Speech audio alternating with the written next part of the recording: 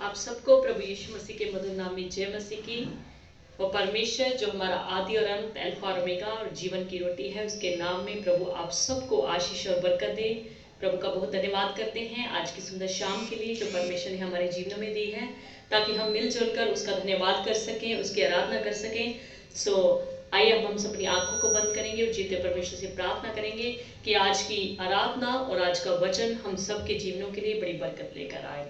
सभी जन अपनी आंखों को बंद करेंगे और बहनें अपने सिरों को ढक लें। सर्वशक्तिमान और दयालु परमेश्वर, हम आपका धन्यवाद करते हैं। आप जो हमारे जीवन की रोटी और जीवन की ज्योति हैं पिता, आप आदि और अंत, अल्फा और ओमेगा खुदावंद, धन्यवाद करते हैं। प्रथम और अंतिम आप ही हैं, मार्ग और सत्य और जीवन आप ही हैं पिता परमेश्वर। आपने इंसान से प्रेम रखते हुए अपना स्वर्गीय सिंहासन छोड़कर इस धरती पर आ गए पिता। हम आपका धन्यवाद करते हैं पिता परमेश्वर। जैसा आपने हमसे प्रेम किया है पिता परमेश्वर, हमें भी खुदावंद वैसे ही प्रेम से भर दीजिए, ताकि हम भी दूसरों के साथ वैसा प्रेम करने पाए पिता। तेरी कृपा तेरे लोगों के ऊपर मांगते हैं। आज की वर्शिप के द्वारा, आज के कलाम के द्वारा खुदावंद के केवल तेरे नाम को महिमा और जलाल मिलने पाए। वर्शिप टीम को अपने सामर्थ्य हाथों में लीजिए, ताकि आज का गाया गया बजाया गया तेरे स्वर में कबूल हो जाए और खुदावंद सुनने वालों के लिए बड़ी बरकत लेकर आए पिता परमेश्वर। सारे मीडिया टीम को, नेटवर्क सिस्टम को, साउंड सिस्टम को तेरे सामर्थ्य और पवित्र हाथों में देते हैं पिता परमेश्वर। तेरा आत्मा सबको गाइड करे और तेरी ही महिमा होने पाए, तेरे नाम को ही जलाल मिलने पाए। धन्यवाद करते हैं प्रभु जी, आपने हमारी विनती को, प्रार्थना को सुन लिया। प्रभु यीशु मसीह के सामर्थ्य नाम में इस प्रार्थना को मांगते हैं पिता, आमीन। आइए हम प्रभु की महिमा के लिए एक भजन गाएंगे। मोना दबल बड़ा ऊंचा है, जिन्ना देवल है यहोवा। मोना दबल बड़ा ऊंचा है, जिन्ना देवल है यहोवा।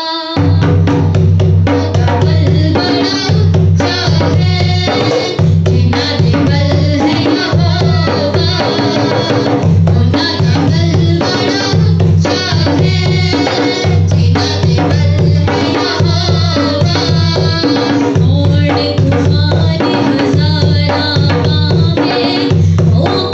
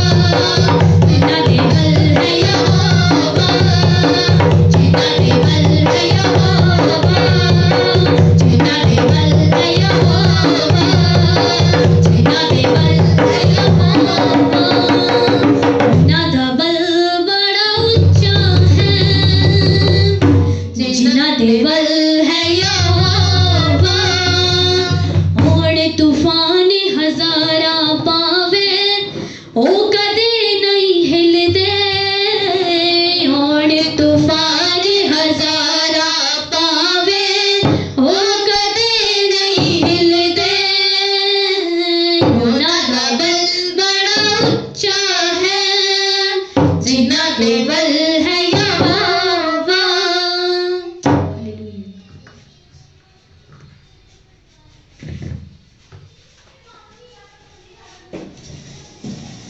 Hallelujah, hallelujah. आप सबको फिर से जय मसीह की, सबको सलाम। प्रभु आप सबों को आशीष दे, प्रभु आप सबों को बरकत दे। आइए हम फिर से छोटी सी प्रार्थना में जाएंगे, अपनी आंखों को बंद करेंगे। सर्वशक्तिमान और दयालु परमेश्वर, आपका धन्यवाद करते हैं। आज का कलाम खुदावंद सुनने वालों के लिए, सुनाने वालों के लिए आशीष और बरकत का वसीला बने। आज के वचन के द्वारा हमारे जीवन में जो आत्मिक कमी घटियां हैं, खुदावंद यीशु के नाम में वो दूर होने पार। सचमुच जो सच्चे दिल से खुदावंद तेरे वचनों को ग्रहण करें, कबूल करें, उनके जीवनों में आप आशीष देना और उनके जीवन की कमी घटियों को आप दूर करना। तेरा कलाम हम सब के जीवनों में बहुतायत से आशीष और बरकतें और हमारे जीवन में आत्मिक तरक्की और आत्मिक उन्नति लेकर आए। धन्यवाद पिता परमेश्वर, तेरे बच्चों को तेरे सामर्थ्य हाथों में देते हुए प्रार्थना को प्रभु यीशु के नाम में मांगते हैं पिता, आमीन, आमीन। आइए हम आज के वचन की ओर, कलाम की ओर बढ़े। आज का जैसे वचन का टॉपिक है इफिसियों 4 अध्याय उसकी 26 और 27 आयत हम पढ़ेंगे। क्रोध तो करो पर पाप मत करो। जी, धीरे धीरे पढ़िए इस वचन को। क्रोध तो करो पर पाप मत करो। जी, वचन कहता है कि क्रोध तो करो पर पाप मत करो। हालेलुया। क्रोध तो करो पर पाप मत करो। क्रोध किसको कहते हैं? क्रोध यानी कि गुस्सा आना, किसी की ऐसी बात को देखकर जिसकी बात हमें पसंद ना हो, जिसकी आदत हमें पसंद ना हो, जिसका काम हमें पसंद ना हो, और ऐसा उसकी बात को, उसकी आदत को, उसके काम को देखकर हमें ऐसा लगे या तो मर जाए या मार दे। हालेलुया। इसको कहते हैं गुस्सा। हालेलुया। सो वचन कहता है कि क्रोध तो करो पर पाप मत करो। हालेलुया।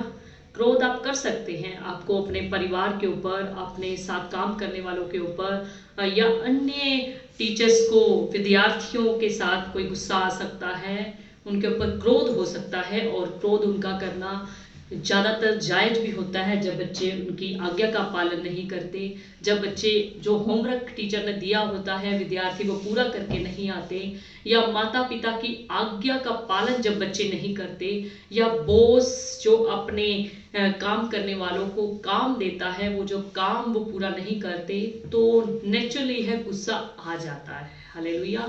और गुस्सा बाइबल कहती है कि गुस्सा तो करो, पाप करो, पर क्या करो? पाप ना करो। गुस्सा हम कर सकते हैं, हमारे आस पड़ोस में कई बार गुस्से की ऐसी बातें हो जाती हैं, हमारे स्कूल में, हमारे कॉलेज में कई बार ऐसी बातें हो जाती हैं जिससे हमें गुस्सा आता है। पर गुस्सा तो कर सकते हैं पर पाप नहीं करना। हालेलुया। गुस्सा आना ये कोई ऐसी नहीं कि इसमें कोई गुस्सा आ जाता है, इसमें कोई शक वाली बात है, यह हैरानगी वाली बात है। गुस्सा आ सकता है पर उसके साथ हमने क्रोध नहीं करना। आगे पढ़िए शायद को। सूर्य अस्त होने तक तुम्हारा क्रोध ना रहे। दोबारा धीरे धीरे पढ़िए। क्रोध तो करो पर पाप मत करो। सो वचन कहता है कि क्रोध तो करो पर पाप मत करो। आगे। सूर्य अस्त होने तक तुम्हारा क्रोध ना रहे। सो सूर्य अस्त होने तक तुम्हारा क्रोध ना रहे। बाइबल कहती है कि अगर आपको गुस्सा आ गया तो कोई बात नहीं, पर गुस्से को शांत करना है, गुस्से को ठंडा करना है, यानी कि सूर्य अस्त होने तक तुम्हारा क्रोध क्या होना चाहिए?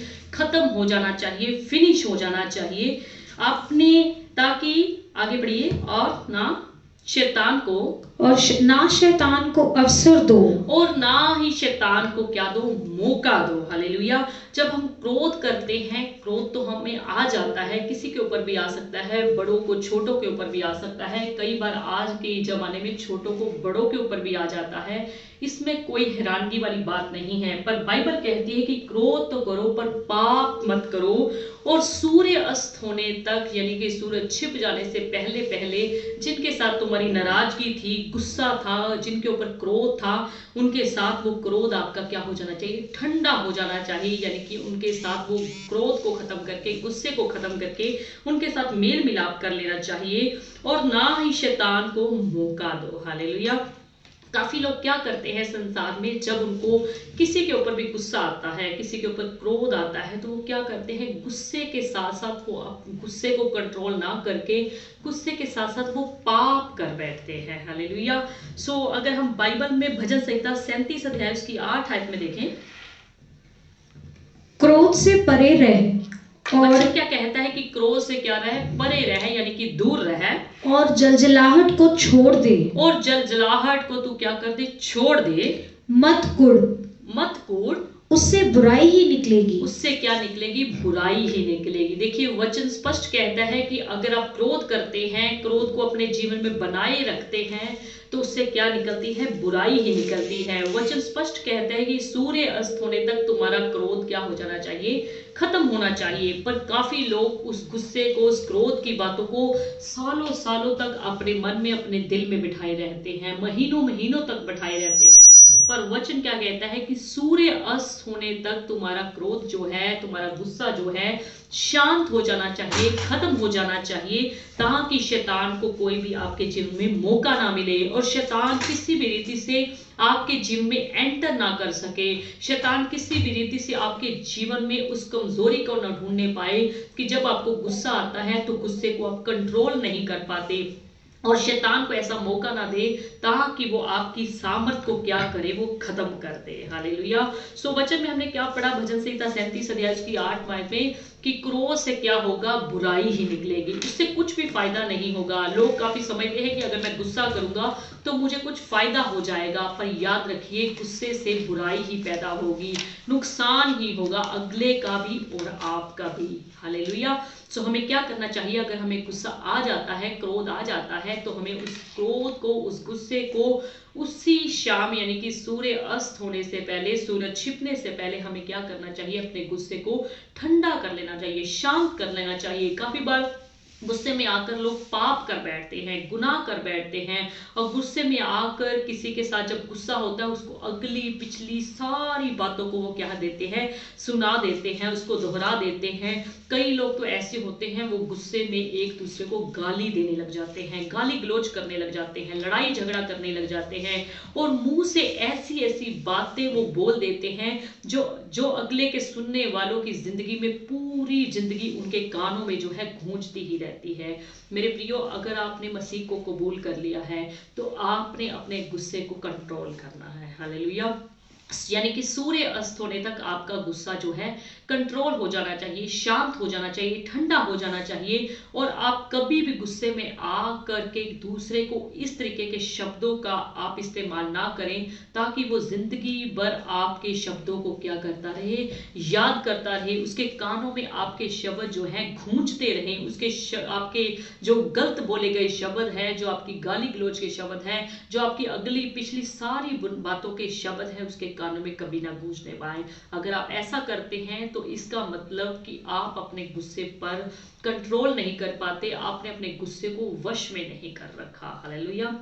अगर हम नीति वचन 30 अध्याय उसकी 33 आयत में पढ़ के देखें, क्योंकि जैसे दूध के मथने से मक्खन, क्योंकि जैसे दूध के मथने से मक्खन, और नाक के मरोड़ने से लहू निकलता है, और नाक के मरोड़ने से क्या होता है, खून निकलता है, वैसे ही क्रोध के भड़काने से झगड़ा उत्पन्न होता है। वैसे ही क्रोध को हम जितना भड़काते जाएंगे उससे क्या होगा, झगड़ा ही उत्पन्न होगा, उससे बुराई ही उत्पन्न होगी। हालेलुया।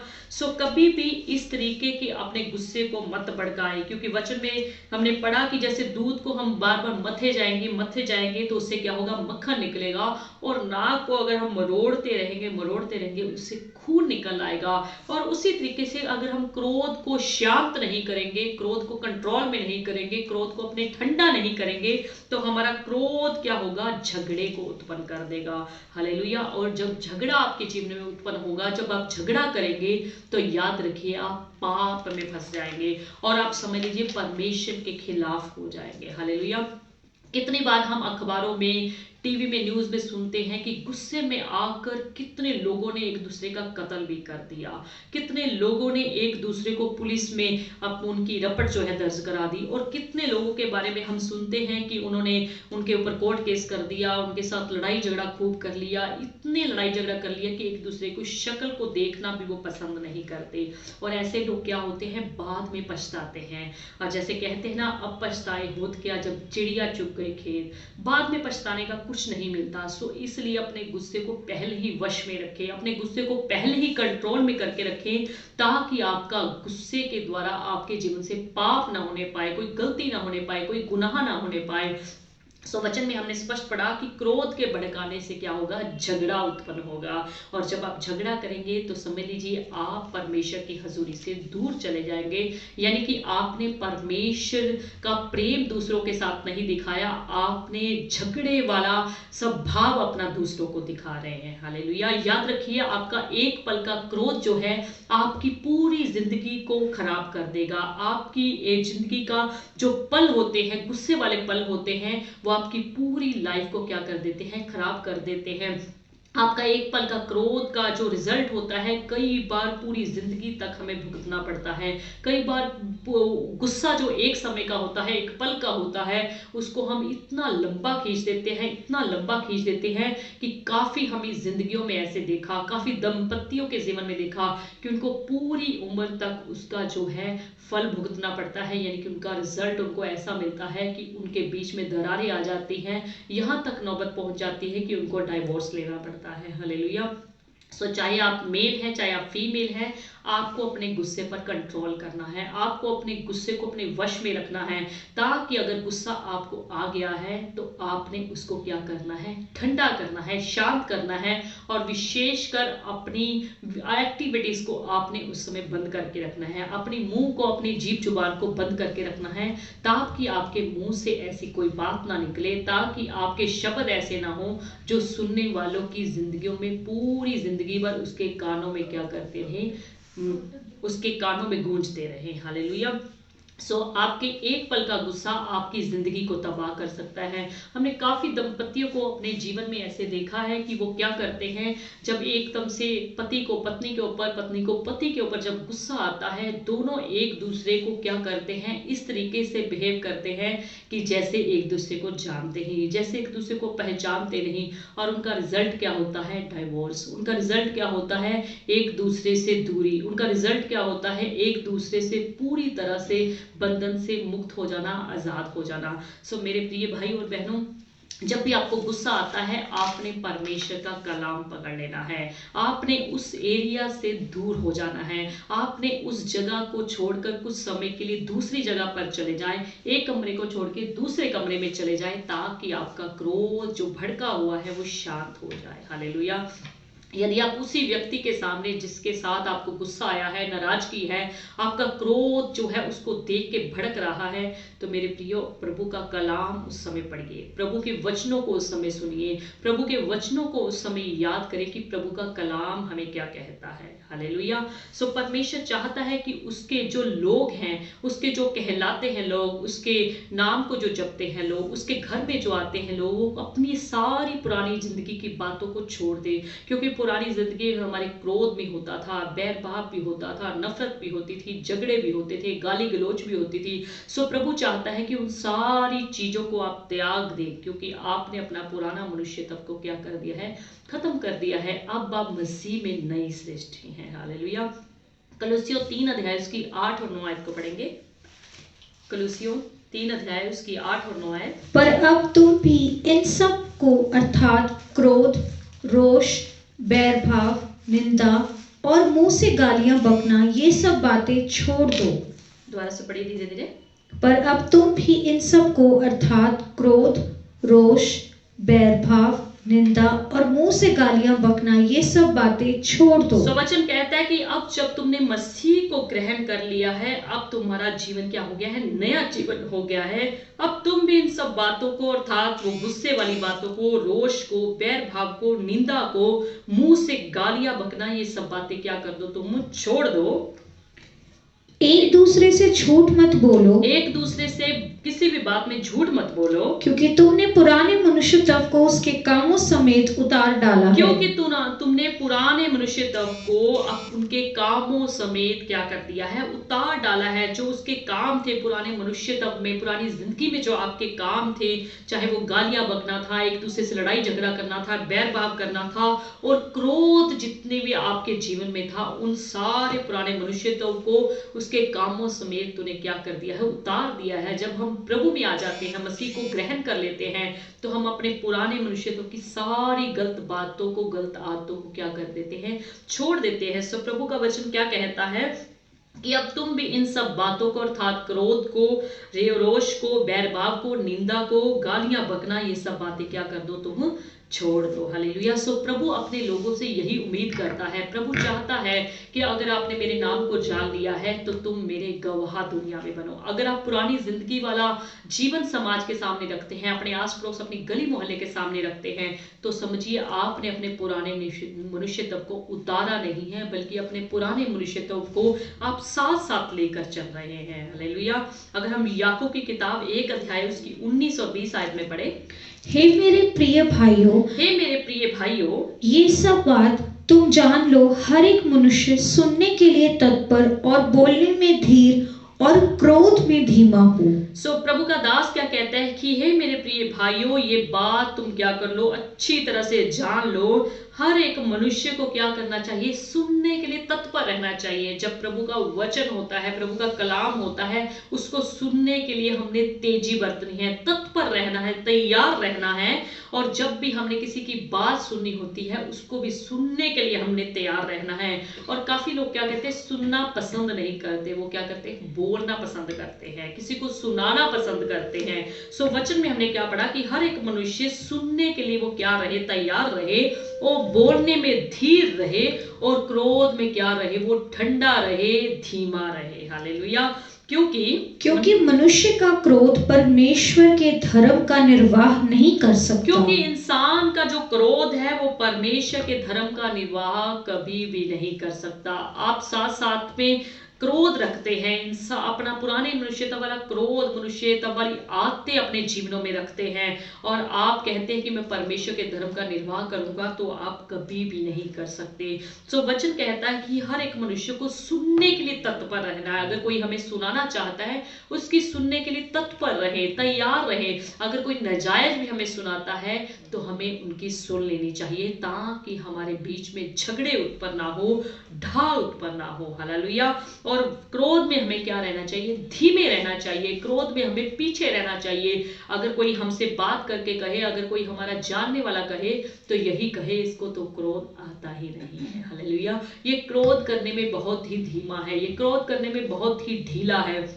पर मसीह लोग भी क्या करते हैं? क्रोध करने में तेजी बरतते हैं। हालेलुया। सो वचन में पढ़ा कि सुनने के लिए हमें तत्पर रहना है और क्रोध करने में हमें क्या रहना है? धीमे रहना है, ताकि क्योंकि मनुष्य का क्रोध परमेश्वर के धर्म का निर्वाह नहीं कर सकता। हालेलुया।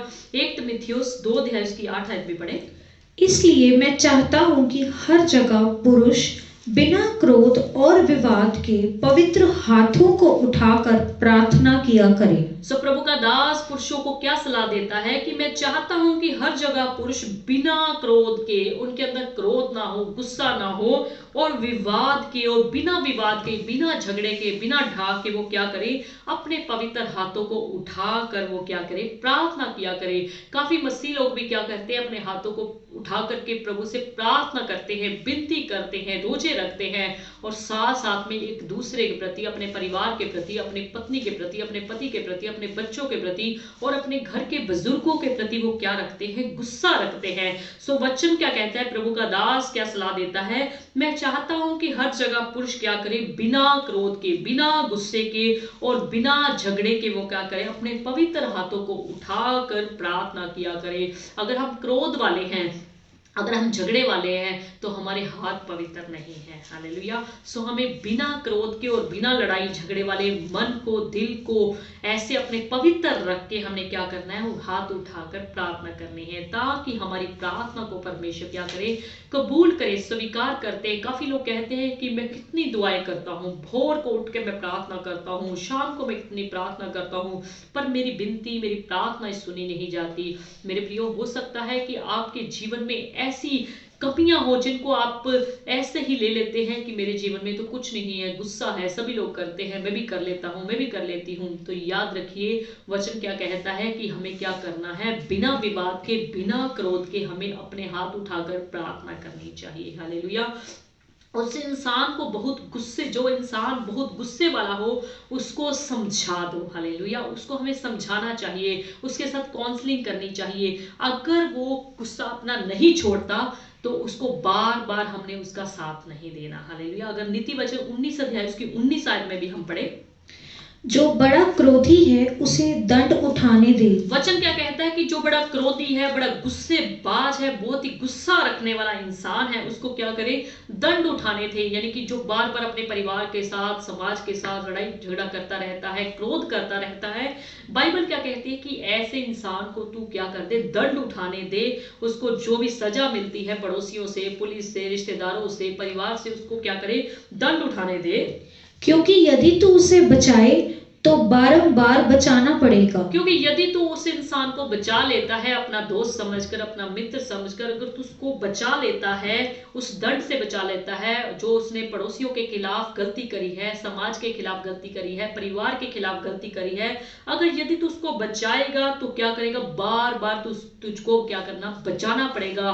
क्योंकि वो क्या करेगा, वो अपने क्रोध को शांत नहीं करेगा, वो अपने क्रोध को भड़काता जाएगा कि मेरा दोस्त, मेरा मित्र, मुझे छुड़ाने वाला मेरे साथ है, वो जब भी मैं गलती करूंगा, मुझे सजा मिलने वाली होगा तो मुझे क्या करेगा, छुड़ा लेगा, मुझे बचा लेगा। सो याद रखिए वचन क्या कहता है, ऐसे इंसान को जो बड़ा क्रोधी हो उसे दंड को क्या कर दे, तू उठाने दे। क्योंकि यदि तू बचाएगा तो बारंबार बार बार वो ऐसा ही काम करता रहेगा और बार बार तुझे उसको बचाना पड़ेगा। हालेलुया। सो कृपा करके प्रभु का वचन जब सुनते हैं तो ध्यान से सुना करें। सो वचन में क्या पढ़ा, जो बड़ा क्रोधी है उसे क्या कर दे, दंड उठाने दे। हालेलुया। आपका वो प्रिय हो सकता है, आपका मित्र दोस्त हो सकता है, आपके साथ ड्यूटी में काम करने वाला हो सकता है, बच्चों के स्कूल में पढ़ने वाले उनके क्लासमेट हो सकते हैं। आप उनको समझा सकते हैं, आप उनके साथ काउंसलिंग कर सकते हैं, पर अगर वो नहीं समझता तो आपको उनका बार बार साथ नहीं देना, बार बार उनकी संगति में नहीं रहना। सो ऐसा ना हो कि आप जब उनका साथ दें वो इससे बिगड़ जाए, उससे क्या करे, वो अपने क्रोध को अपने ऊपर ऐसे ही हावी होने दे, यानी कि क्रोध को कंट्रोल ना करे। तो क्या बाइबल कहती है, अगर तू बचाएगा तो बार बार वो समझेगा इसकी ड्यूटी है, वो मुझे छुड़ा लेगा, वो मुझे बचा लेगा। सो ऐसे इंसान को क्या करने दे, दंड उठाने दे। हालेलुया। नीति वचन 15 अध्याय उसकी 18 आयत भी पढ़े। नीति वचन 15 अध्याय उसकी 18 आयत। क्रोधी पुरुष झगड़ा मचाता है। जो क्रोधी इंसान होता है, बहुत गुस्सा करने वाला इंसान होता है, वो क्या करता है, झगड़ा मचाता है। परंतु जो विलंब से क्रोध करने वाला है, परंतु जो देरी से क्रोध करने वाला है, वह मुकदमों को दबा देता है। वो क्या करता है, बड़े बड़े मुकदमों को भी क्या करता है, दबा देता है। यानी कि मुकदमे अगर उसके सामने आते हैं तो उसको क्या करता है, दबा देता है। जो विलंब से क्रोध करने वाला है, पर जो तेजी से क्रोध करने वाला है, वो क्या करता है, झगड़ा मचाता है। इसलिए कभी भी कोई भी बात सुन करके तेजी से गुस्से में ना आए, एकदम से गुस्सा ना करे, एकदम से क्रोध ना करे, जिससे कि क्रोध करने वाला क्या करता है, झगड़ा मचा देता है। और जो विलंब से क्रोध करने वाला है वह मुकदमों को क्या देता है, दबा देता है। आप अच्छे इंसान बने, मुकदमों को क्या करें, दबाने वाले बने। हालेलुया। अगर किसी के घर में परिवार में आपको ज़्यादा लगता है कि गुस्से से लड़ाई झगड़ा बढ़ रहा है तो आप उनके मुकदमों को दबा सकते हैं। आपकी एक मीठी भाषा, आपका एक अच्छी काउंसलिंग किसी के घर को आप बात भी कर सकती है। और अगर आप उस गुस्से वाले घर में जाकर आग लगाने का काम करते हैं तो आपकी उस आवाज़ से, आपके उस शब्दों से उस घर की तबाही भी हो सकती है। हालेलुया। बहुत लोग प्रार्थना करने वाले में बहुत लोग होते हैं, बहुत प्रार्थना करते हैं, पर गुस्से में वो अपने कंट्रोल नहीं करते। सो याद रखिए, अगर आप प्रार्थना करने वाले हैं तो आपको अपने गुस्से में कंट्रोल करना है, गुस्से को शांत करके रखना है, अपने गुस्से को कभी भी हावी मत होने दें। हालेलुया। सो गुस्से में जब भी हो उससे प्रेम के साथ बात करें। अगर आपको लगता है मेरा भाई बंधु, मेरा रिश्तेदार, मेरा पड़ोसी, मेरे बच्चे, मेरे पति, मेरी पत्नी, कोई भी एकदम से गुस्से में है, किसी भी बात को लेकर गुस्से में है, अगर आप उनके साथ प्रेम के साथ व्यवहार करेंगे तो किसी ना किसी समय उसका गुस्सा जो है ठंडा हो जाएगा। सो नीति वचन 15 अध्याय उसकी 1 आयत में पढ़ दे।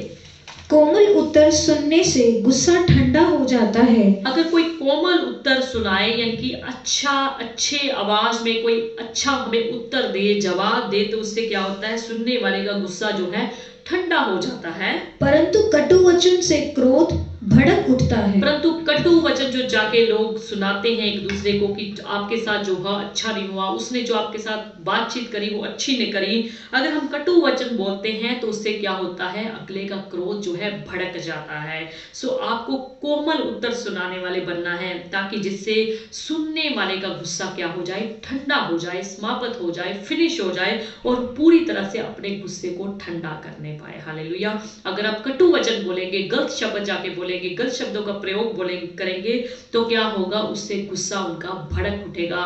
और जब गुस्सा भड़क उठेगा तो गुस्से में लोग कुछ भी कर जाते हैं। हालेलुया। क्योंकि आजकल जितना भी लोग बच्चे सीरियल देखते हैं, टीवी देखते हैं, कुछ भी ऐसा सीआईडी देखते हैं, मतलब कितने कितने प्रोग्राम देखते हैं, कितने कितने वो सीरियल देखते हैं, उनसे क्या होता है, वो अपने गुस्से को क्या करते हैं, उन्हीं चीज़ों को देखकर गुस्सा उनका जो है हावी होता रहता है। वो किसी की बात को सहन नहीं कर सकते, वो किसी की बात को बर्दाश्त नहीं कर सकते। सो बाइबल कहती कि क्रोध तो करो पर पाप मत करो। प्रभु यीशु मसीह ने भी गुस्सा किया, प्रभु यीशु मसीह को भी क्रोध आया जब मंदिर में उसने व्यापारियों को देखा कि वो लेन देन कर रहे हैं, तो प्रभु यीशु मसीह ने उनकी, लिखा है, चौकियां उल्ट दी और कहा कि तुमने मेरे बाप को डाकू की खो बना दी है। हालेलुया। प्रभु यीशु मसीह को भी उन व्यापारियों के ऊपर गुस्सा आया। प्रभु यीशु मसीह ने भी, लिखा हुआ है वचन, कि उनकी चौकियां उल्ट दी। पर याद रखिए, प्रभु यीशु मसीह ने कोई पाप नहीं किया। हालेलुया।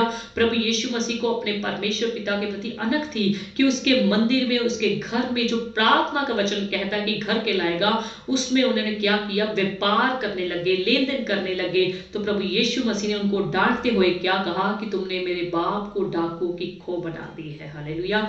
याद रखिए, आप पाप, गुस्सा अगर आ जाता है तो उसके साथ पाप नहीं करना। हालेलुया। पतरस को भी क्रोध आया जब विरोधी प्रभु यीशु मसीह को पकड़ने के लिए आए, तो पतरस जो बड़ा तेज तरार और गुस्सेबाज प्रभु का चेला होता था, उसने भी एकदम से क्या कहा। अगर हम मत्ती 26 अध्याय उसकी 47 आयत से देखें, मत्ती 26 अध्याय, पतरस ने एकदम क्या करा, जब प्रभु यीशु मसीह को विरोधी पकड़ने आए, पतरस ने तलवार निकालकर उसमें से जो लोग आए थे दास की, वो कान को क्या कर दिया, काट दिया, कान को उड़ा दिया। तो प्रभु यीशु मसीह ने उसके पास, उसको क्या कहा, उसके पास आकर के, पढ़े मत्ती 26 अध्याय, वह पतरस और जब्दी के दोनों पुत्रों को साथ ले गया और उदास और व्याकुल होने लगा। तब उसने उनसे कहा, नहीं, वे ये कह ही रहा था कि यहूदा जो 12 में से एक था आया और उसके साथ प्रधान याजकों और लोगों की, अगर हम इसकी 52 आयत से देखेंगे, तब यीशु ने उससे कहा अपनी तलवार म्यान में रख ले। सो पतरस ने जब ये बात देखी कि मेरे गुरु को, मेरे प्रभु को विरोधी पकड़ने के लिए आए हैं, तो उसने क्या किया, जो तेज तरार होता था, गुस्सेबाज होता था, उसने एकदम अपनी तलवार निकाली और उस दास के कान को क्या कर दिया, निकाल दिया, कान काट दिया। तब यीशु ने उससे कहा अपनी तलवार म्यान में रख ले, क्योंकि जो तलवार चलाते हैं वो तलवार से क्या किए जाएंगे, नष्ट किए जाएंगे। हालेलुया। आप गुस्से को अपने कंट्रोल में रखा करें, अपने गुस्से को अपने वश में रखा करें। काफी लोग एक दूसरे पे तो गुस्सा करते ही करते हैं, पर काफी लोग क्या करते हैं, प्रभु के ऊपर भी गुस्सा दिखाते हैं, प्रभु के ऊपर भी क्रोध दिखाते हैं। जैसे हम योना की किताब में योना के बारे में पढ़ते हैं, उसने परमेश्वर के ऊपर ही अपना क्रोध दिखाया। उसने क्या कहा कि उसने अपना क्रोध दिखाते हुए परमेश्वर से क्या कहा। अगर हम योना की किताब 4 अध्याय उसकी 1 आयत से देखें, योना की किताब 4 अध्याय उसकी 1 आयत से, उसको गुस्सा क्यों आया। आप सबने योना की किताब में बड़े अच्छे ढंग से पढ़ा हुआ है कि योना की किताब में किस तरीके से परमेश्वर ने उसको नीनवे के लोगों में भेजा कि तू उसमें प्रचार कर। हम पढ़ेंगे योना 4 अध्याय उसकी 1 आयत से। ये बात योना को बहुत ही बुरी लगी और उसका क्रोध भड़का। लिखा है कि ये बात योना को बहुत ही बुरी लगी। कौन सी बात योना को बुरी लगी? कि जब परमेश्वर ने योना नबी को नीनवे की तरफ भेजा कि तू उसमें जाकर प्रचार कर कि ये लोग जैसा काम करते हैं, गलत काम करते हैं, मैं इनके कामों से बहुत ही दुखी हो चुका हूं, मैं इस शहर को क्या हूं पलटने जा रहा हूं। तो परमेश्वर ने क्या किया, जब उन्होंने माफी मांगी, तौबा करी, तो परमेश्वर ने उनके गुनाहों को माफ कर दिया और उनकी जो हानि करने की ठानी थी उसको ना किया। पर इस बात को देखकर योना को बहुत ही बुरा लगा और उसका क्रोध किसके ऊपर भड़का? किसी इंसान के ऊपर नहीं बल्कि परमेश्वर के ऊपर भड़का। हालेलुया। कभी भी हमें परमेश्वर के ऊपर गुस्सा नहीं दिखाना चाहिए, क्रोध नहीं दिखाना चाहिए, क्योंकि परमेश्वर जो हमारा मालिक है, हमारा सृष्टि करता है, वो कभी भी कोई भी काम गलत नहीं करता। आप और मैं गलत कर सकते हैं, आप और मैं गलत सोच सकते हैं, पर हमारा जीवित परमेश्वर जिसने पूरी सृष्टि की रचना करी है वो कभी भी गलत नहीं करता। हालेलुया। अगर हम इसकी 4 आयत में देखें तो उसमें क्या लिखा है? यहोवा ने कहा तेरा जो क्रोध भड़का है क्या ये उचित है? परमेश्वर यहोवा योना को कह रहा है कि जो तेरा गुस्सा भड़का है क्या यह उचित है? यहोवा ने कहा तेरा जो क्रोध भड़का है क्या ये उचित है? इस पर योना उस नगर से निकलकर उसकी पूर्व ओर बैठ गया और वहां एक छप्पर बनाकर उसकी छाया में बैठा हुआ। योना क्या था? वो बड़ा गुस्से में था। उसको परमेश्वर के ऊपर बड़ा गुस्सा आया कि परमेश्वर ने मुझे इस शहर में भेजा, मैं इनके खिलाफ प्रचार करूं, और मैंने प्रचार कर दिया तो ये लोग तो मेरे को झूठा समझेंगे क्योंकि परमेश्वर ने इनका कुछ भी नहीं बिगाड़ा। तो वो क्या किया, वो उस गुस्से में होकर क्या करा, उसने पूर्वी ओर बैठ गया और वहां एक छप्पड़ बनाकर छाया में बैठा हुआ देखने लगा कि इस नगर का अब क्या होगा। तब यहोवा 9 आयत से पढ़ दे, 9 आयत से। परमेश्वर ने योना से कहा तेरा क्रोध जो रेन के पेड़ के कारण भड़का है क्या वह उचित है? उसने कहा हाँ, मेरा जो क्रोध भड़का है वह अच्छा ही है, वरन क्रोध के मारे मरना भी अच्छा होता। उसको इस बात के ऊपर इतना गुस्सा आया कि परमेश्वर ने मुझे इस शहर में भेजा था कि परमेश्वर इसका नाश करने जा रहा है, पर परमेश्वर तो इससे बड़ा प्रेम करता है, परमेश्वर ने इसको बचा लिया है। अब मैं तो इस शहर में झूठा पड़ जाऊंगा क्योंकि परमेश्वर ने इनको प्रेम करते हुए इनकी जो हानि करने की ठानी थी उसको ना किया। तो परमेश्वर ने योना से क्या कहा कि तेरा क्रोध जो इस रेत के भेड़ के कारण भड़का है क्या यह उचित है? उसने कहा हाँ, मेरा जो क्रोध भड़का है वह अच्छा ही है, वरन क्रोध के मारे मेरा मरना ही अच्छा है, क्योंकि मेरी इस शहर में इंसल्ट होगी, बेइज्जती होगी कि मैंने इनके खिलाफ क्या प्रचार किया था। और प्रभु तू तो दयावंत है और तू तो विलंब से कोप करने वाला है, तूने इन पर दया की है। सो परमेश्वर ने उसको कहा, तब यहोवा ने कहा इस रेन के पेड़ के लिए तूने कुछ भी परिश्रम नहीं किया, कुछ भी मेहनत नहीं करी, और तू कहता है कि मैं इस शहर के लोगों का, जिसमें लाख की गिनती में लोग रहते हैं, मैं इनका नाश कर दूं, और रेन के पेड़ के कारण तूने कुछ भी ऐसा काम नहीं किया, कुछ भी मेहनत नहीं करी, और तू इसके लिए इतना मेरे ऊपर क्रोधित हो रहा है। सो याद रखिए, अगर हम परमेश्वर के ऊपर अपना क्रोध दिखाते हैं तो हमारा क्रोध कभी भी जायज नहीं हो सकता। हालेलुया। इंसानों के ऊपर हम क्रोध करते हैं तो वो एक हद तक ठीक होता है, पर हम पाप साथ में नहीं करना। पर अगर हम परमेश्वर के ऊपर ही गुस्सा दिखाएं तो ये हमारे लिए बहुत ही बुरी और गलत बात है। हालेलुया। कई बार इंसान की खुद की गलती होती है, उसके कारण उसको गुस्सा आता है, और उस गुस्से के कारण वो क्या करता है, वो सभी के ऊपर अपना गुस्सा भड़काता जाता है।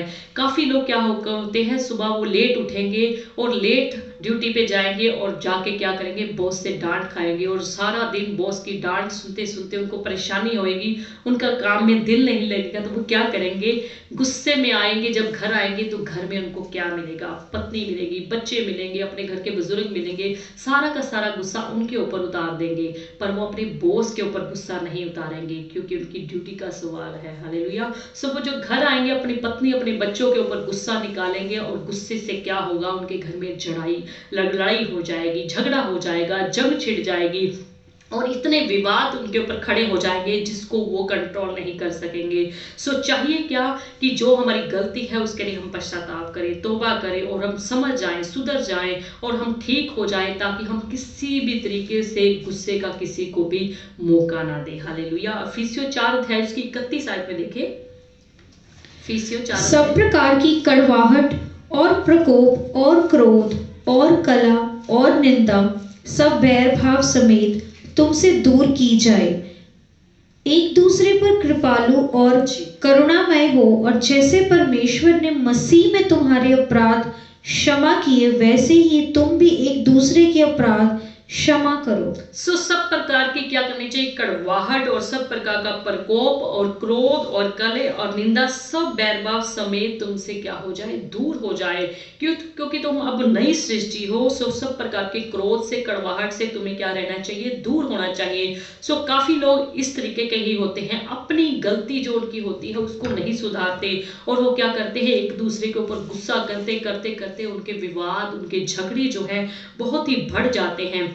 सो उनको अपनी गलती के लिए तौबा करनी चाहिए, पश्चाताप करना चाहिए, जहां पर सुधरने का उनके लिए मौका है, उनको अपने आप को सुधारना चाहिए। सो किसी के ऊपर भी अपने गुस्से को नहीं दिखाना चाहिए, ताकि आपका गुस्सा जो है भड़कता ना जाए। सो गुस्से में आकर कोई भी फैसला ना ले। अगर आप गुस्से में कोई भी फैसला लेते हैं तो याद रखिए वो आप शैतान की तरफ से लेते हैं, परमेश्वर की तरफ से नहीं। और काफी लोग गुस्से में आकर इस तरीके के फैसले ले लेते हैं जिनके उनके घर के क्या होते हैं, बर्बाद हो जाते हैं, उनका परिवार बर्बाद हो जाता है, उनके परिवार का जो है बुरा हाल हो जाता है, क्योंकि वो क्रोध में आकर, गुस्से में आकर एकदम से क्या होते हैं, फैसला लेते हैं। क्योंकि बहुत क्रोध करने वाला जो है शारीरिक होता है, आत्मिक नहीं होता। सो कभी भी इस तरीके से क्रोध करके कोई भी फैसला ना ले जिससे आपको बाद में क्या हो जाए, पछताना पड़े। ऐसे आत्मिक लोगों को बिल्कुल भी ये बात जो है शोभा नहीं देती। इफिसियों 2 अध्याय की 3 आयत में भी देखें। इनमें हम भी सब के सब पहले अपने शरीर की लालसाओं में दिन बिताते थे। इनमें हम भी सब के सब अपने शरीर की लालसाएं जो होती थी उसके अनुसार दिन बिताते थे, और शरीर और मन की इच्छाएं पूरी करते थे। और शरीर और मन की इच्छाओं को हम क्या करते थे, पूरा करते थे। और अन्य लोगों के स्वभाव ही से क्रोध की संतान थे। और अन्य लोगों के समान स्वभाव ही से हम क्या थे, क्रोध की संतान थे। हालेलुया। पर अब हम क्रोध की संतान नहीं हैं, अब हम सच्चे और जीवित परमेश्वर की संतान हैं। अब हमें सच्चा और जीवित परमेश्वर जैसे हमारे जीवन में चाहता है, हमें वैसा ही करना चाहिए। सो क्रोध में कभी भी फैसला ना ले। क्रोध में लिया गया फैसला हमेशा शैतान की तरफ से होता है और परमेश्वर इससे बहुत ही नाराज होता है, दुखी होता है। पर एक जन जो है बहुत ही खुश होता है, वो है शैतान। शैतान आपको इस तरीके से गुस्से में लाकर आपके मन में ऐसे सोच विचार डालेगा कि आप ये फैसला ले लो, आप ये ऐसा कर दो, आप ये वैसा कर दो। सो शैतान को इस चीज से बड़ी खुशी होती है। जब इंसान क्रोध में होता है उसे बुरे बुरे विचार आते हैं, बुरे बुरे ख्याल आते हैं कि इंसान क्या करता है, उस समय पाप में फंस जाता है, जिससे कि शैतान जो होता है उसको अवसर मिल जाता है आपकी जिंदगियों में एंटर करने का और आपकी जिंदगियों से उसको आनंद मनाने का, आपकी जिंदगियों से उसको खुशी मनाने का। हालेलुया। सो कभी भी गुस्से में आकर एकदम से फैसला ना ले, कभी भी गुस्से में आकर एकदम से ऐसा कदम ना उठाए जिसके लिए आपको बाद में बहुत ही पछताना पड़े। हमें पाप से क्या करनी है, नफरत करनी है, पर पापी से हमें प्रेम करना है। अगर किसी ने हमें गुस्सा दिला दिया है, उसके गुस्से वाली बातों से हमने नफरत करनी है, पर याद रखिए उस इंसान से हमने प्रेम करना है। जैसे मसीह यस्सु ने हमारे साथ किया, उसने हमारे पापों के साथ तो नफरत की, पर हम सबके साथ, अपनी संतान के साथ, अपने बच्चों के साथ, अपने रचे गए लोगों के साथ क्या किया है, उसने प्रेम किया है, सो लंबे समय तक क्रोध को अपने मन में ना रुकने दे, लंबे समय तक अपने क्रोध को अपने मन में ना ठहरने दे, उसको अपने मन में ना रखे, अन्यथा क्या हो जाएगा, आप पाप में फंसते जाएंगे। और जब आप पाप में फंसते जाएंगे, आप परमेश्वर की प्रेजेंस से दूर हो जाएंगे और शैतान की प्रेजेंस में आप क्या हो जाएंगे, चले जाएंगे। हम अपने क्रोध को, अपराधी क्या करेंगे, अपराधी जो लोग होते हैं उनको अपने दिल से पूरी तरह से क्षमा करके हम अपने क्रोध को क्या कर सकते हैं, शांत कर सकते हैं, ठंडा कर सकते हैं। अगर हम अपराधी को दिल से माफ नहीं करेंगे, क्षमा नहीं करेंगे, तो याद रखिए हम कभी भी अपने क्रोध को जो है ठंडा नहीं कर सकते। सो याद रखिए, आप जब भी किसी के ऊपर गुस्सा आता है, किसी की बातों को लेकर, किसी की आदतों को लेकर, अगर आप उसको माफ करते हैं, क्षमा करते हैं, तो आपको बहुत ही सुकून मिलेगा, आपको बहुत ही शांति मिलेगी। पर अगर आप उसको माफ नहीं करते, उसकी गुस्से वाली बातों को, उसकी आदतों को अपने दिल में, अपने मन में ही रखे रहते हैं, तो याद रखिए आप बेचैन रहेंगे। हालेलुया। सो ऐसे लोगों की वचन कहता है कभी भी संगति ना करें जो बहुत ही गुस्से वाले होते हैं, जो एकदम से गुस्सा करना शुरू कर देते हैं, बिना सोचे समझे एक दूसरे के ऊपर चढ़ाई कर जाते हैं, लड़ाई झगड़ा करने लग जाते हैं। वचन कहता है कि ऐसे लोगों की संगति ना करना। नीति वचन 22 अध्याय उसकी 24 और 25 आयत देखें। नीति वचन 22 अध्याय उसकी क्रोधी मनुष्य का मित्र ना होना। वचन कहता है कि क्रोधी जो इंसान होता है, गुस्सेबाज जो इंसान होता है, उसका तो मित्र ना होना, और झट क्रोध करने वाले के संग न चलना, और जो एकदम से क्रोध करता है उसके साथ भी तो ना चलना। कहीं ऐसा ना हो तो उसकी चाल सीखे, कहीं ऐसा ना हो कि जब तू उसकी संगति करे, उसका मित्र, उसका दोस्त बने रहे, तो उसकी सी चाल सीखे और तेरा प्राण फंदे में फंस जाए, और तेरा प्राण क्या हो जाए, फंदे में फंस जाए। बाइबल स्पष्ट कहती है कि ऐसे इंसान की संगति ना करो, ऐसे इंसान के संग ना चलो जो क्रोधी हो। हालेलुया। सो वचन कहता है क्रोधी मनुष्य का मित्र ना होना। जब आपको पता लग जाता है कोई इंसान बार बार आपके समझाने पर क्रोधी ही बना रहता है, गुस्सेबाज बना रहता है, अपने गुस्से को कंट्रोल नहीं कर पाता, गुस्से से वो क्या अनाप शनाप कुछ बक देता है, अनाप शनाप कुछ कर देता है, गुस्से से वो लड़ाई झगड़े उत्पन्न कर देता है, वचन कहता है कि ऐसों का मित्र ना होना। और जो जल्दबाजी में क्रोध कर लेते हैं, एकदम बिना सोचे समझे क्रोध करते हैं, झट क्रोध करने वालों के तू संग ना चलना। कहीं ऐसा ना हो कि तू उसकी सी चाल सीखे। नेचुरली है, जैसे हम जिसकी संगत रखेंगे वैसे ही रंगत हमारे ऊपर हो जाएगी, वैसा ही संगत का असर हमारे ऊपर हो जाएगा। सो कभी भी ऐसी चाल ना चलें, कभी भी ऐसे लोगों का संग ना रखें और उनकी सी चाल ना चलें जो झट क्रोध करने वाले हैं, जो बहुत ही क्रोध करने वाले हैं, ताकि आपका प्राण जो है फंदे से बच जाए। हालेलुया। अपने प्राण को फंदे से बचाने के रखने के लिए सो कभी भी गुस्सेबाज लोगों की संगति ना करें। उनको आप समझाएं, अगर वो नहीं समझते तो उनकी संगति को आप क्या करें, छोड़ दें। हालेलुया। नीति वचन 29 अध्याय उसकी 22 आयत में देखें। क्रोध करने वाला मनुष्य झगड़ा मचाता है, क्रोध करने वाला इंसान क्या होगा, झगड़ा मचाता है, और अत्यंत क्रोध करने वाला अपराधी भी होता है। और जो ज्यादा क्रोध करता है, बहुत क्रोध करता है, वो अपराधी भी हो जाता है, क्योंकि ज्यादा क्रोध करने से वो पापी बन जाएगा, अपराधी बन जाएगा। सो आपको क्या करना है, ऐसे लोगों की कभी भी संगति नहीं करनी। हालेलुया। बाइबल उस इंसान को समझदार कहती है, बुद्धिमान कहती है जो देरी से क्रोध करता है। हालेलुया। एकदम से रोज ही कई बार कुछ लोग गुस्सा करते रहते हैं, अपनी पत्नी को लेकर, अपने बच्चों को लेकर, अपने बुजुर्गों को लेकर, अपने पति को लेकर, या अपने किसी भी ऐसे साथ में काम करने वाले लोगों को लेकर गुस्सा ज्यादा दिखाते रहते हैं। सो याद रखिए, गुस्सा अगर आप करते हैं तो आपको जल्दबाजी में नहीं करना। हालेलुया। अगर नीति वचन 14 अध्याय उसकी 29 आयत में देखें, नीति वचन 14 अध्याय उसकी 29 आयत, जो विलंब से क्रोध करने वाला है वह बड़ा समझ वाला है। वचन उस इंसान को समझदार कहता है, बाइबल उस इंसान को समझ वाला कहती है जो देरी से क्रोध करता है। हालेलुया। सो देरी से क्रोध करने वाले बने, समझदार बने, आप सियाने हो चुके हैं क्योंकि आप प्रभु में आ चुके हैं। हालेलुया। सो सियाने बने, समझदार बने, और बाइबल उस इंसान को समझ वाला कहती है जो विलंब से कोप करने वाला है। हालेलुया। कभी भी जल्दबाजी में एकदम एकदम से गुस्से में आकर किसी को उत्तर ना दे, एकदम से जल्दी से गुस्से में आकर किसी के प्रश्न का उत्तर ना दे। आपको क्रोध आ सकता है, पर अपने क्रोध को जल्द ही शांत कर ले। हालेलुया।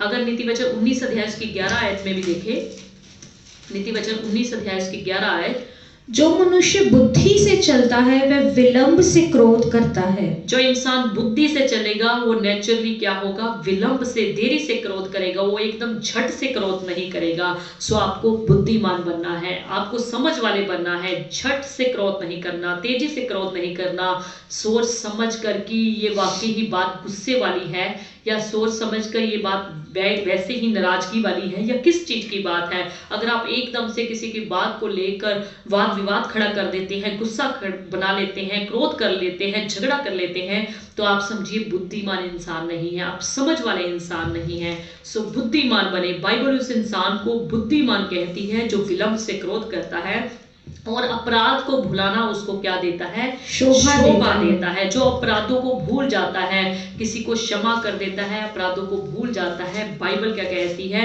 उसको, उस इंसान को ये बात क्या देती है, शोभा देती है। हालेलुया। नीतिवचन 14 अध्याय की 17 आयत भी देखिए, जो झट क्रोध करे वे मूर्खता का काम भी करेगा। जो झट क्रोध करे वो मूर्खता का काम भी करेगा, और जो बुरी युक्तियां निकालता है उससे लोग बैर रखते हैं। और जो बुरी युक्तियां, बुरी प्लानिंग्स निकालते हैं उससे लोग क्या करते हैं, नफरत रखते हैं। जो झट क्रोध करे नेचुरली है वो मूर्खता का, पागलपन का भी काम करेगा। सो आप पागलपन का काम ना करें, झट क्रोध ना करें। हालेलुया। सो नीतिवचन समुपदेशक 7 अध्याय की 9 आयत भी देखे, अपने मन में उतावली से क्रोधित ना हो, अपने मन में उतावली से, जल्दी में, तेजी से क्रोधित ना हो, क्योंकि क्रोध मूर्खों ही के हृदय में रहता है। क्योंकि क्रोध जो है मूर्ख इंसान के दिल में ही रहता है, मूर्ख इंसान की नजदीकी में रहता है, मूर्ख इंसान के हृदय में ही वो रहता है। एकदम से मूर्ख इंसान क्या करता है, उतावली से क्रोध करने लग जाता है, गुस्सा करने लग जाता है। सो याद रखें, क्रोध करने से आपके पारिवारिक रिश्तों में दरार पड़ सकती है, क्रोध करने से आपके पारिवारिक रिश्ते खराब हो सकते हैं, क्रोध करने से आपकी समाज में इमेज खराब हो सकती है, क्रोध करने से जहां पर आप ड्यूटी करते हैं, कारोबार करते हैं, वहां के लोग आपसे नफरत कर सकते हैं, वहां के लोग आपको कभी भी अच्छा नहीं कहेंगे, चाहे आप मसीह को मानने वाले हैं, चाहे आप गैर मसीह हैं। सो कभी भी वहां के लोग आपको अच्छा नहीं करेंगे। सो अपने गुस्से को नियंत्रण में रखें, अपने गुस्से को वश में रखें, अपने गुस्से को कंट्रोल में रखें। चाहे आप घर में हैं, चाहे समाज में हैं, चाहे रिश्तेदारी में हैं, चाहे ड्यूटी में हैं, चाहे बच्चे स्कूल में हैं, कॉलेजेस में हैं, चाहे कहीं भी क्यों ना हो, अपने गुस्से को क्या रखें, कंट्रोल में रखें, अपने नियंत्रण में रखें। क्योंकि क्रोध जो होता है वो बहुत ही बुराइयों की जड़ होता है। क्रोध से पता नहीं कितने घर जो है बर्बाद हो जाते हैं, कितनी ड्यूटियां खराब हो जाती हैं, कितने कारोबार नष्ट हो जाते हैं, और कितने लोग तो एक दूसरे का कत्ल भी कर देते हैं सिर्फ गुस्से में आकर। सो फिर बाद में पछताते हैं, बाद में पछताने से उनको कुछ भी नहीं हासिल होता। हालेलुया। सो पहले सोचे, अगर गुस्सा भी करना है पहले सोचे, क्या मेरी वाकई ही बात यहाँ पर जो मैं गुस्सा करने जा रहा हूँ जायज है। अगर आपको लगता है कि मैंने नाजायज गुस्सा कर दिया, तो एकदम से उनको क्षमा करें, माफी मांगे, और अपने गुस्से को क्या करें, ठंडा करें, शांत हो जाए। क्योंकि गुस्सा जो है, क्रोध जो है, बहुत ही बुराइयों की जड़ है। हालेलुया। सो अपने लिए प्रार्थना किया करें, अपने परिवार के लिए प्रार्थना किया करें। हो सकता है आपके परिवार में कोई ऐसा जन हो जो बहुत ही क्रोधी हो, जो बहुत ही गुस्सा करने वाला हो। उनके लिए आपको क्या करना है, प्रार्थना करना है। उनके लिए आपको क्या करना है, परमेश्वर से मांगना है, परमेश्वर से प्रार्थना में ये कहना है कि प्रभु जी मेरे उस प्रिय जन को, मेरे जो क्रोध बहुत करते हैं, गुस्सा बहुत दिखाते हैं, उनको आप शांत कीजिए, उनके गुस्से को आप ठंडा कीजिए, उनके गुस्से को आप नियंत्रण में रखें। अवश्य परमेश्वर आपकी प्रार्थना को सुनेगा, पर गुस्से के साथ साथ हमने पाप नहीं करना। जैसे कि हमने वचन इफिसियों 4 अध्याय उसकी 26-27 आयत में देखा था, क्रोध तो करो पर पाप मत करो। हालेलुया। पढ़ दीजिए इफिसियों। क्रोध तो करो पर पाप मत करो। क्रोध तो करो, वचन कहता है, पर पाप मत करो। क्रोध आपको आ सकता है किसी की कोई ऐसी बातों को देखकर, आदतों को देखकर, किसी के कामों को देखकर जो आपकी समझ में अच्छे नहीं है, जो आपकी सोच से मिलते नहीं हैं, जो आपके मुताबिक ठीक नहीं है। गुस्सा आपको आ सकता है। टीचर्स को विद्यार्थियों के ऊपर अक्सर गुस्सा आता है, पासवानों को विश्वासियों के ऊपर गुस्सा आता है, जो वो वचनों पर नहीं चलते, जो वचन सिखाते हैं उस पर मनन नहीं करते, प्रभु की आज्ञा में नहीं रहते, प्रभु की वचन से बाहर होकर कार्य करते हैं। पासवानों को विश्वासियों के ऊपर गुस्सा आता है, पर एक लिमिट तक अपने गुस्से को रखें। गुस्से में आकर कभी भी पाप ना करें, कभी भी ऐसा काम ना करें, ऐसी गलती ना करें कि सुनने वाला आपके शब्दों को कभी भी भुलाने ना पाए। हालेलुया। अपने लिए, अपने परिवारों के लिए प्रार्थना किया करें कि परमेश्वर, अगर हम गुस्सा कर भी जाते हैं तो हमारे गुस्से को क्या करें, आप शांत करें और सूर्य अस्त होने तक तुम्हारा क्रोध ना रहे। और सूर्य अस्त होने तक तुम्हारा क्रोध क्या हो, ना रहे। वो खत्म हो जाना चाहिए, वो बिल्कुल शांत हो जाना चाहिए, बिल्कुल ठंडा हो जाना चाहिए। आपके अंदर क्रोध जो है रहना नहीं चाहिए। अगर आप क्रोध लेकर रात को नींद लेंगे तो याद रखिए आपको अच्छी नींद नहीं आएगी। हालेलुया। आपका दिन, अगला दिन अच्छा नहीं गुजरेगा। पर अगर आप किसी अपने गुस्से को शांत करके, अपने गुस्से को ठंडा करके, यानी अगर किसी के प्रति कोई बुराई देखी है, सुनी है, अगर उसको क्षमा करके आप रात को नींद लेंगे तो याद रखिए आपको अच्छी नींद परमेश्वर देगा, आपको शांति से रखेगा, आपको चैन देगा, परमेश्वर आपको तसल्ली देगा। हालेलुया। अगर आप क्रोध से भर के ही रात को सोएंगे तो याद रखिए आपको सारी रात बेचैनी ही लगी रहेगी, क्योंकि अगर हम किसी को माफ करेंगे, क्षमा करेंगे तो परमेश्वर हमें भी आशीष देगा। हालेलुया। हमेशा दूसरों के लिए प्रार्थना किया करें कि परमेश्वर, अगर हमें गुस्सा आ भी जाए तो सूर्य अस्त होने तक हम अपने गुस्से को क्या करें, ठंडा कर दें, जिससे कि शैतान को कभी भी अवसर हमारे जीवन में ना मिले। शैतान हमेशा विश्वासियों के अंदर, प्रभु के लोगों के अंदर इस ताक में रहता है कि इनके अंदर की कोई ना कोई कमी निकाली जाए, इनके अंदर की कोई ना कोई कमी ढूंढी जाए, जिससे उनके जीवन को, उनके परिवार को, उनकी ड्यूटी को, उनके कारोबार को, उनकी हर जो फील्ड के काम हैं उनको क्या किया जाए, बिखार दिया जाए, उसको क्या कर दिया जाए, नष्ट कर दिया जाए। शैतान को कभी भी अपने जीवन में ऐसा अवसर ना दे। शैतान आपके लिए अगर देखे तो ये कहे कि ये गुस्सा करता है पर साथ ही साथ शांत हो जाता है। हालेलुया। ऐसा नहीं कि बाइबल कहती कि गुस्सा आपको करना ही चाहिए। गुस्सा आपको आ सकता है पर उसको क्या करना है, कंट्रोल में रखना है। हालेलुया।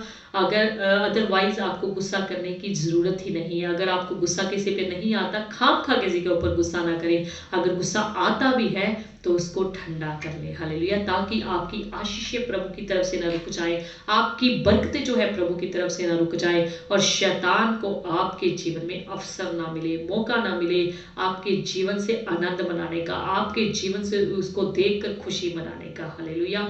हमेशा परमेश्वर को खुश रखे, परमेश्वर के आत्मा को खुश रखे और खुश भी खुद भी रहे। हालेलुया। परमेश्वर आपको आज के वचन के द्वारा बरकत दे, आशीष दे, और आप क्रोध से दूर रहने पाए। प्रभु आप सबको तसल्ली और शांति वाला आत्मा दे और दूसरों को क्षमा करने वाला सब भाव दे। हालेलुया। अगर किसी का प्रार्थना का कोई विषय है आप बताएं ताकि आपके लिए प्रार्थना की जा सके। अदरवाइज हम लास्ट दुआ करेंगे। परमेश्वर आपको आज के वचन के द्वारा, आज के कलाम के द्वारा बहुत आज से बरकत दे, शांति दे, और आपके जीवनों में, परिवारों में प्रभु की बरकतें उमड़ उमड़ के आए। Hallelujah. Thank you Jesus. Thank you, Lord. Hallelujah. Praise the Lord. Hallelujah. Hallelujah. We worship you, Lord. Hallelujah. We worship you, Lord. Hallelujah. We worship you, Lord. Hallelujah. Thank you, Jesus. Hallelujah. Glory to God. Glory to God. Glory to God. Thank you, Lord. Thank you, Lord.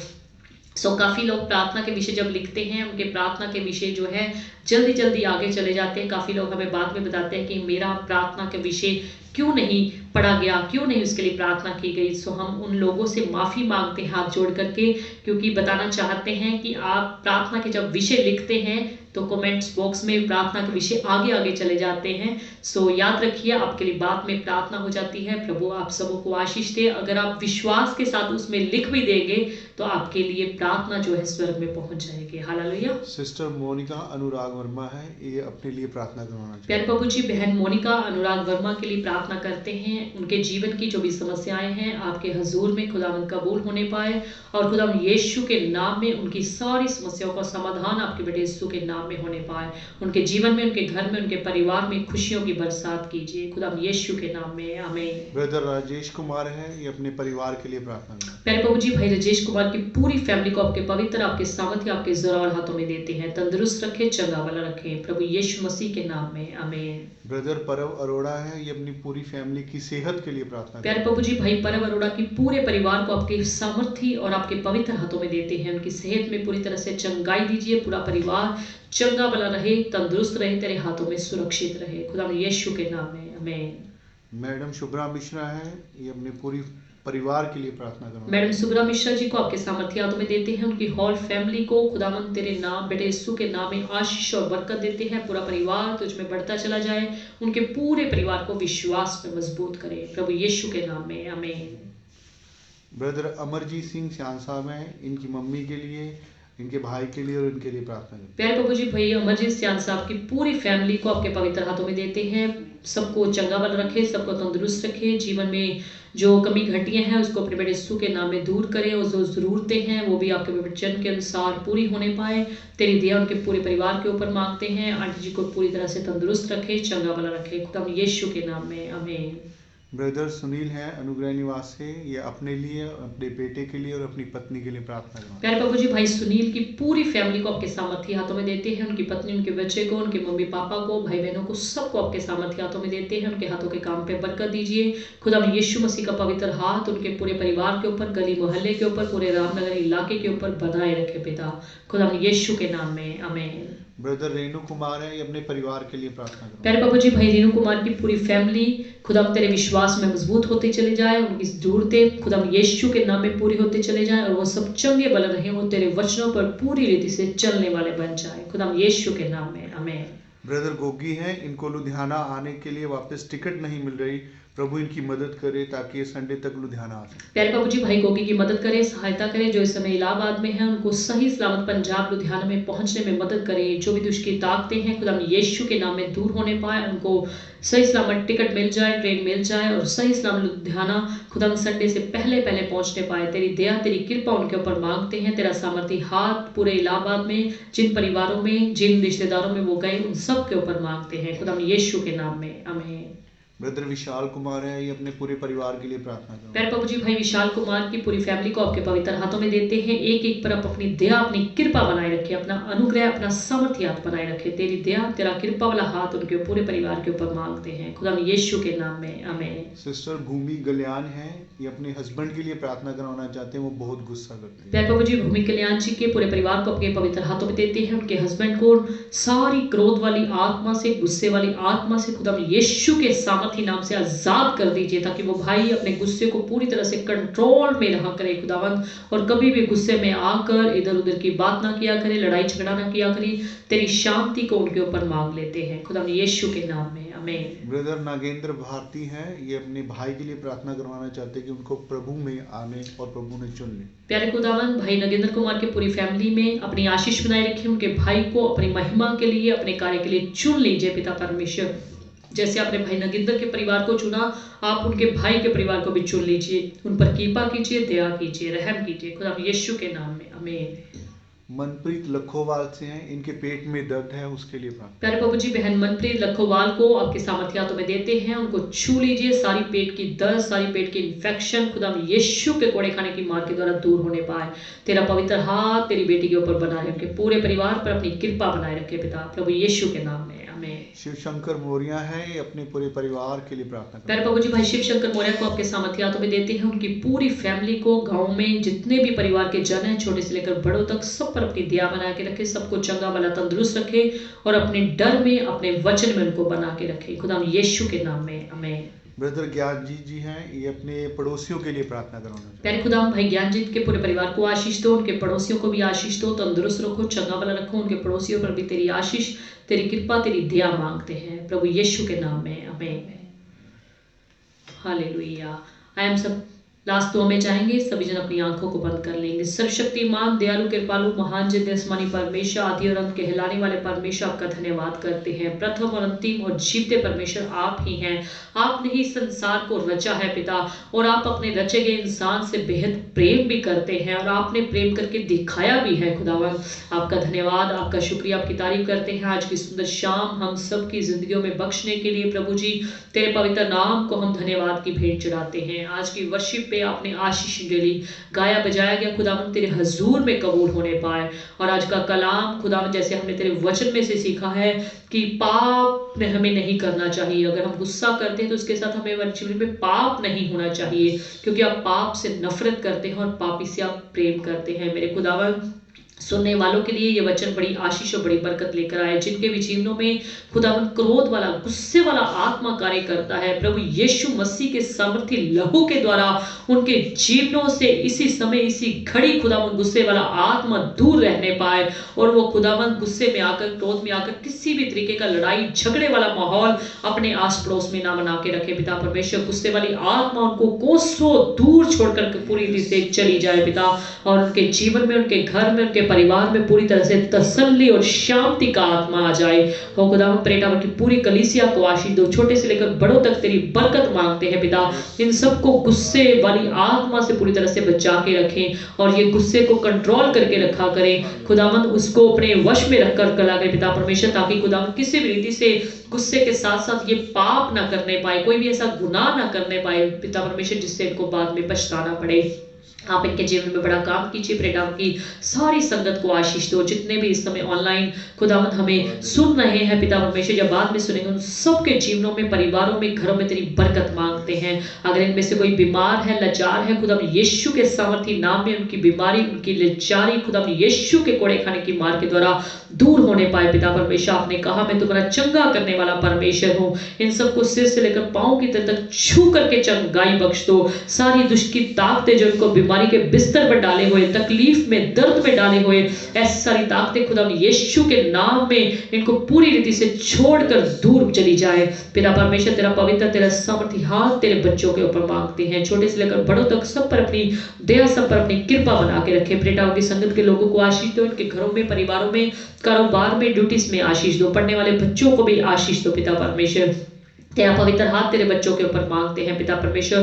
बेशक हम काफी समय से खुदावन church में एक दूसरे को मिल नहीं पा रहे, पर पिता परमेश्वर हम जानते हैं तेरे लोग जहां भी हैं पिता परमेश्वर तेरे हाथों में सुरक्षित है पिता परमेश्वर। तेरा कलाम उनके जीवनों में पूरी तरह से जड़ पकड़ने रहे पाए पिता परमेश्वर। कोई भी शैतान की चालाकी खुदावन तेरे वचनों से इनको दूर ना करने पाए, और ये जहां भी रहे खुदावन तेरे हाथों में सुरक्षित रहे और तेरे को भाते रहे पिता परमेश्वर। जैसे आपका वचन कहता है, हम जहां भी रहे हमारे मन के यही है कि परमेश्वर हम तुझे भाते रहे। हालेलुया खुदावन, तेरे लोगों पर तेरी आशीष मांगते हैं। बेटा की पूरी कलीसिया को, लुधियाना, पंजाब, हिंदुस्तान के पूरी वर्ल्ड की कलीसियाओं पर तेरी बरकत मांगते हैं। आपके दास दासियां जहां भी आपकी सेवकाई में हैं खुदावंद, हिंदुस्तान के कोने कोने में जहां भी खुदावंद तेरी सेवकाई में लगे हैं, पूरे वर्ल्ड में जहां पर तेरी सेवकाई करते हैं, उन सबों पर तेरी बरकत मांगते हैं, सबों पर तेरी आशीष मांगते हैं पिता परमेश्वर। सबको अपनी सेवकाई के लिए बहुत आय से इस्तेमाल करे। जब इस महीने आपके जन्मदिन का महीना है, अपने दासों को, अपनी दासियों को और अपने बच्चों को, अपने विश्वासियों को फजल बख्श देता पिता परमेश्वर। आपके जन्म की बुनियादी खुदावन जिसके लिए आपने हमें खुदावन संसार में भेजा है कि हम आपके वचन की बुनियादी करने पाए, हम आपकी खुशखबरी का प्रचार करने पाए, हम आपके खुदावन हम आपने जिस मकसद के लिए संसार में भेजा है उस मकसद को खुदावन पूरा करने पाए। अपने लोगों को, अपने दास दासियों को, अपने विश्वासों को ऐसा फजल बख्श दे पिता परमेश्वर, ताकि हम तेरे वचन की बुनियादी बड़े अच्छे ढंग से इस खुदावन इस महीने में तेरे लोगों के पास कर सके पिता परमेश्वर। धन्यवाद पिता परमेश्वर। हमारे खुदावन प्रधानमंत्री मोदी जी को आशीष दो, राष्ट्रपति को आशीष दो, जितने भी कैबिनेट मिनिस्टर्स हैं उन सबको तेरे सामर्थी हाथों में देते हैं पिता परमेश्वर। सबको बुद्धि, ज्ञान, समझ बूझ से अपने वचन के द्वारा भर दीजिए पिता, ताकि खुदावन जो भी खुदा वो फैसला लेते हैं पिता परमेश्वर वो तेरे आत्मा के द्वारा तेरी इच्छा के मुताबिक लेने पाए। हिंदुस्तान में जो खुदावन किसानों का आंदोलन चल रहा था पिता परमेश्वर, उस पर भी खुदावंद तेरी आशीष मांगते हैं, तेरी इच्छा के मुताबिक, तेरी मर्जी के मुताबिक खुदावंद, तेरे आत्मा के द्वारा खुदावंद जो भी खुदावंद आप फैसला देना चाहते हैं वो फैसला हो जाए पिता परमेश्वर, ताकि हमारे समाज में, हमारे लुधियाना, पंजाब, हिंदुस्तान में पूरा शांति का माहौल बना रहे और हमारे किसान भाइयों को किसी भी रीति से खुदावंद, किसी भी रीति से उनको खुदावंद ऐसा कोई कदम ना उठाना पड़े जिससे हमारे समाज का माहौल खराब होने पाए पिता परमेश्वर। उनको भी तसल्ली और शांति दे, उनकी भी जो डिमांड्स हैं, जो मांगे हैं, वो तेरे वचन के अनुसार खुदावंद हमारे प्रधानमंत्री मोदी जी पूरी करने पाए। धन्यवाद पिता परमेश्वर।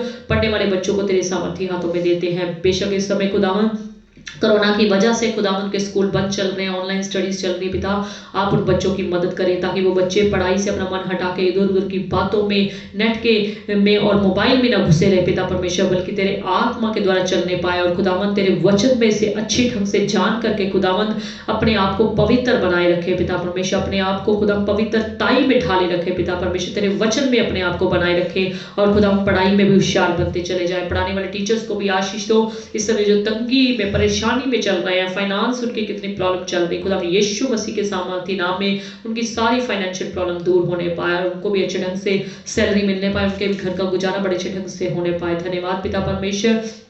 तेरे सामर्थी हाथों में तेरे लोगों को देते हैं, तेरे पवित्र हाथों में देते हैं। इस समय जो कोरोना से पीड़ित लोग हैं पिता परमेश्वर, पॉजिटिव लोग हैं कोरोना से, खुदा उन सबको छू करके अपने बड़े यीशु के नाम में चंगाई बख्श दो पिता परमेश्वर। सबकी रिपोर्टें खुदा यीशु के नाम में नेगेटिव होने पाए और खुदावंद ये कोरोना का कहर पूरी रीति से हमारे हिंदुस्तान से दूर चला जाए, छोड़कर चला जाए। तेरी दया तेरे लोगों के ऊपर मांगते हैं, पूरे हिंदुस्तान पर, पूरे दुनिया के कोने कोने पर तेरी आशीष और तेरी बरकत मांगते हैं। धन्यवाद पिता परमेश्वर, आप हमारी प्रार्थना को उत्तर देने वाले परमेश्वर, हमारी प्रार्थना को सुनने वाले हैं। धन्यवाद प्रभु जी, हमारी एसपीटी की मीडिया टीम को, वर्शिप टीम को, सारे खुदावंद सेवादारों को आप अपने सामर्थी हाथों में लेकर चलाएं। खुदावंद इस समय जो खुदावंद कोरोना के कहर से लोग अपने अपने घरों में वर्शिप अटेंड करते हैं, उनको पूरी ईमानदारी से, वफादारी से और श्रद्धा पूर्वक खुदावंद तेरे वचन को आगे रखकर खुदावंद वर्शिप को घर पे अच्छे ढंग से अटेंड किया करे और उस वचनों पर मनन भी किया करे पिता परमेश्वर, उन वचनों के ऊपर चलने वाले भी बन जाए। धन्यवाद पिता परमेश्वर, तेरे लोगों को पवित्र तेरे सामर्थी हाथों में देते हुए प्रार्थना को प्रभु यीशु मसीह के सामर्थी और जिंदा नाम लेकर मांगते हैं। आमीन आमीन। आप सबको प्रभु यीशु मसीह के नाम में जय मसीह की। प्रभु यीशु मसीह की शांति, उसका सामर्थी हाथ आप सबके ऊपर, आपके परिवारों के ऊपर बना रहे। सबको जय मसीह की।